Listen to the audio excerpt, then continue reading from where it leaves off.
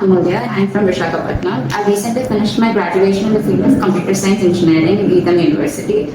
I recently got placed as a business analyst. It's been 2 months from now on for joining the Qspiders Nepal. So within 2 months itself, I got added into 4 requirements and 3 schedulings have happened. And this is the third scheduling which have cracked the interview.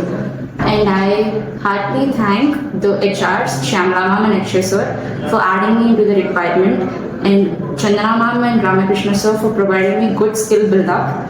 And I've attended the grooming classes which helped me to crack the interview and perform well in the interview and be presentable.